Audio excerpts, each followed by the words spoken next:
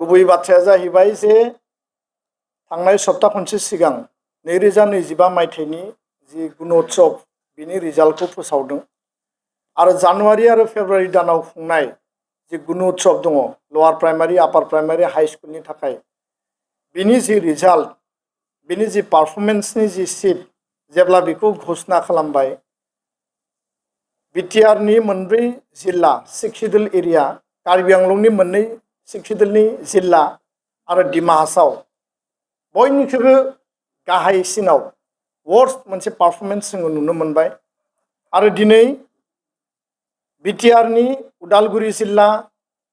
बाक्सा जिल्ला चिरां आरो Kokrajhar 28, 29, 30, 31 serial number Karbi Anglong west Karbi आंलंआ 32 आरो 33 डिमा हासावआ 26 सिरियल नाम्बाराव दङ। दा बे जि थासारिखौ नुनानै दुलाराय बर' फरायसा आफादा जोङो जिहेतु गुनगोनां सोलोंथाइनि मावथांखिखौ लानानै गोलाव सम हाबा मावबाय थादों आरो बे हाबा मावनाय समाव जिफोर चेलेन्जेस जिफोर जोङो मोगा मोगि जानो गोनां जादों जिफोर जेंना इश्यूज एन्ड प्रब्लेम्सफोरखौ जोङो सरकारखौ बुंबोबाय थादोंमोन बे जेंनाफोरखौ समाधान खालामैनि थाखायनो दिनै बिटिआर ओनसोलाव बड'लेण्ड ओनसोलाव बर' मिडियामजों लोगोसे असमिया मिडियाम जि मिडियामानो जाया मानो बे 6 शिड्युल एरियानि लवेस्ट माने आरो वर्स्ट पारफरमेन्सखौ जों नुनो मोनदों। दा बेखायनो जोङो सरकारखौ खावलायदों सरकारखौ दाबि होदों आरो जों बुंबोबाय थादोंमोन जे उदालगुरि जिल्लायाव पार्मानेन्ट दिनै इन्सपेक्टर अफ स्कुल गैया बेयाव डिअ गैया बाक्सा जिल्लायाव इन्सपेक्टर अफ स्कुल आरो डिअ पार्मानेन्ट दिनै गैया क'क्राझार जिल्लायाव आइएस आरो डिअ दिनै पार्मानेन्टलि गैया गुबुन गुबुन एडिसिफोरखौ दायित्व होनानै दोनदों चिरां जिल्लायाव दङ किन्तु बिथाङाबो बिराद गोजाम जाबाय। दा मोनसे पजिटिभ आरो डाइनामिक मोनसे इनिसिएटिभआवसो मोनसे डिपार्टमेन्ट आरो मोनसे अफिसियेल खामानिफ्रा सोलियो।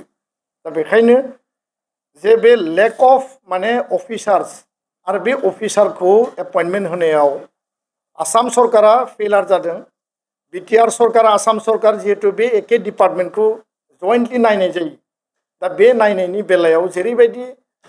अफिसारनि एपइन्टमेन्टखौ खालामनांगौमोन सोलोंथाइ मन्थ्रिखौ जों बारम्बार दाबि खालामदों गिबि मन्थ्रिखौ जों खावलायबोदों किन्तु दिनैसिमबो पार्मानेन्ट अफिसार बेयाव एपइन्टमेन्ट होनाय जायाखै। बिनो बिनि देरसिन मोनसे लु फल्स होननानै जों बुंनो नागिरो। टेट एपइन्टमेन्ट आसाम सरकारा खालामदों बिटिआर सरकाराबो खालामदों किन्तु साफिसियेन्ट जायाखै। दिनैबो सिंगल टिचार दङ जिर' टिचारनि नाम्बारा गैया जाबाय गोबां जोङो दाबि होयै होयै जिर' टिचारा गैया जाबाय किन्तु सिंगल टिचार मोनबा क्लास 1 निफ्राय क्लास 5 सिम लवार प्राइमारियाव साबजेक्टआबो बेयाव मोनब्रै मोनबा दङ। दा सासे टिचारा सरकारि ट्रेनिङाव थांगोन एसएसए नि ट्रेनिङाव हाई स्कुलाव समग्र शिक्षानि बा नों आरएमएसए नि ट्रेनिङाव सरकारि खामानियाव थांगोन ना बियो क्लासाव बेस्थ' थागोन बे बिराद गिदिर मोनसे जोंनि कुइसन। दा बेखायनो टेट एपइन्टमेन्ट टाइमलि जानांगौ जों दाबि होबाय थादों। सिंगल टिचारखौ जोङो डाबल ट्रिपल टिचार खालामनांगौ आरो गोबां हाजार हाजार पस्टआ दिनैबो भेकेन्ट जानानै दङ। आसाम सरकारा टाइम मथे एसआइउ एप्रुभेल हरा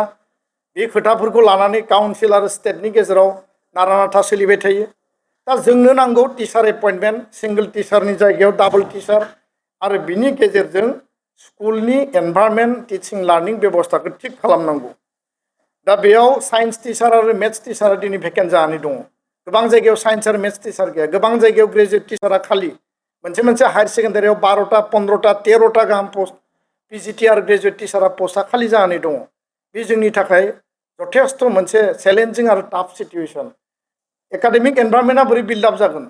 बा एजुकेशन सिस्टेमखौ बोरै लांगोन जेराव मोनसे हादोर मोनसे हारिनि माने बेकबनखौनो सोलोंथाइ होननानै बुंनाय जायो। आरटिनि दिनै बेबस्था राष्ट्रीय शिक्षा नीतिनि दिनै गोदान मोनसे माने बेयाव पलिसि फैबाय बेफोरखौ इमप्लिमेन्ट खालामनायाव बेफोरखौ मिट खालामनायाव बेबायदि स्कुलफ्रा दिनै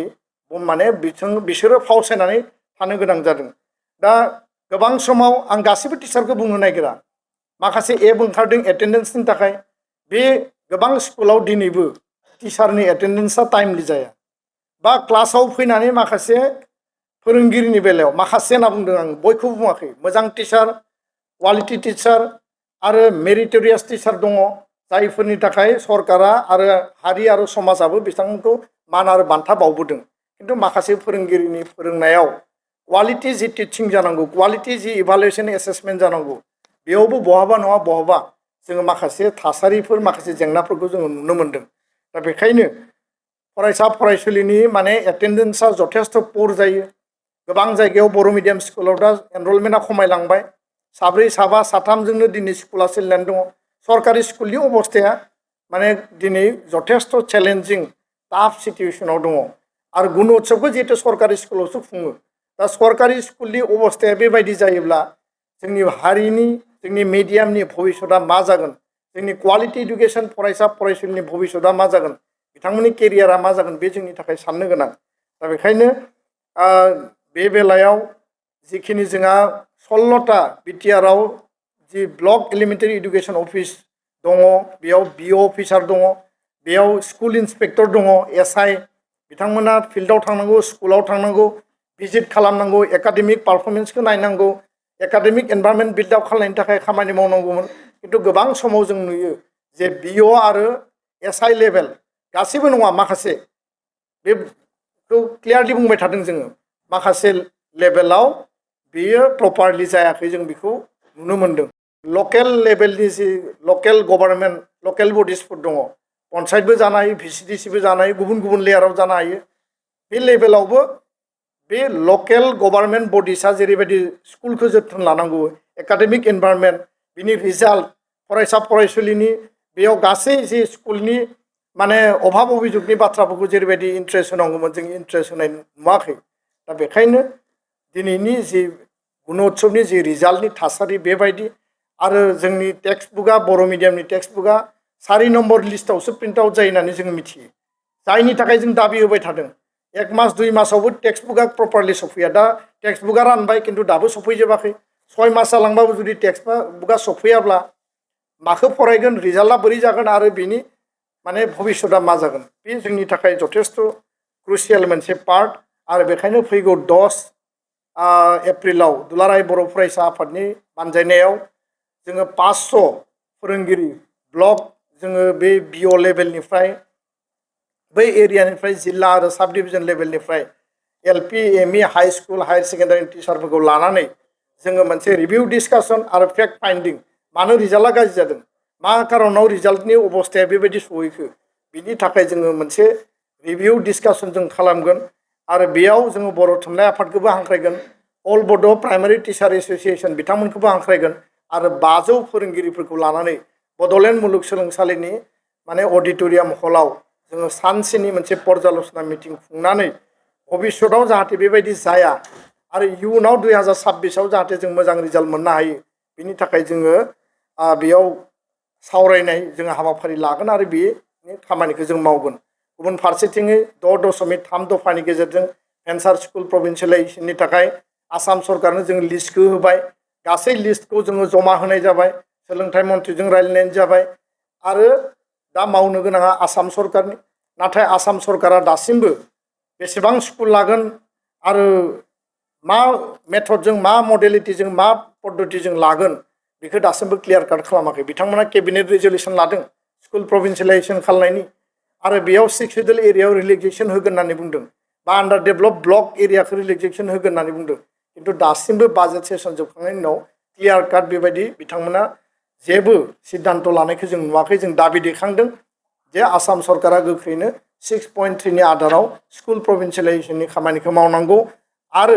गुन उत्सबनि रिजाल्ट गाज्रि जानायनि बेलायाव आसाम आरो बिटिआर काउन्सिल जिहेतु डिपार्टमेन्टआ मोननैबो सरकारनि लेभेलाव दङ मेजर मोनसे इनिशिएटिभ लानानै रिजाल्ट मोजां खालामनायनि थाखाय जे वर्स्ट आरो पुअर पारफरमेन्स दिन्थिबाय बे जोंनि थाखाय लाजिथाव दुखुनांथाव बेखौ इमप्रुभ खालामनायनि थाखाय बयबो माने सरकारि लेभेलाव बिबान लानांगौ आरो गार्जियान स्टुडेन्ट टिचार आरो जोंनि लेभेलाव जोङो हाबा मावनो थाखाय जोङो रेडि आरो जों मावगासिनोबो दङ गोजोन्थों कम्पिउटार कर्सनि सोलोंथाइ लानो गोसो गुदुं सुबुंफोरनि थाखाय गोजोनथाव खौरां कम्पिउटार कर्सनि थाखाय बेसेन नाङा जासे मुं थिसननायनि खाबुखौ लानानै फैदों क'क्राझार सहरनि खोदोमथलायाव थानाय एमएस फ्लाइं रुट इनस्टिट्यूशना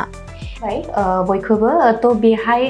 क'क्राझार सिङाव थानाय खोदोमथला फ्लाइं रुट इनस्टिटिउटआ हस्पिटेलिटि मेनेजमेन्ट आरो एभिएसननि अनगायै कम्पिउटार कर्सखौबो लन्च खालामनाय जादों गोदान थ' बेहाय दा फ्रि एडमिसन सोलिगासिनो दङ जेरै जोङो जाभा स्क्रिप्ट वेब डिजाइनिं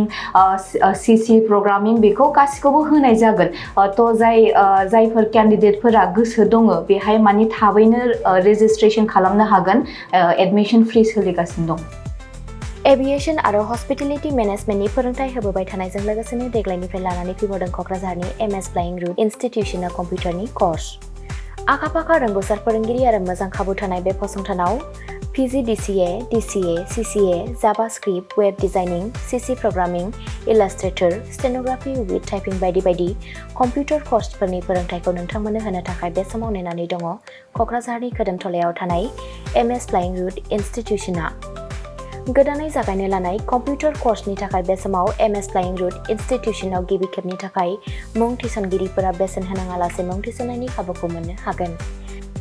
थारैनो नोंथाङाबो कम्पिउटारनि गियान सोलोंनो गोसो दङ नामा जुदि गोसो दङ अब्ला गोबाव खालामाजासे क'क्राझारनि एमएस फ्लाइं रुट इनस्टिट्यूशनाव सोलों लानो थाखाय नोंथाङा 9394796813 एबा 8099554765 जानबुं अनजिमायाव फोनांजाब खालामदो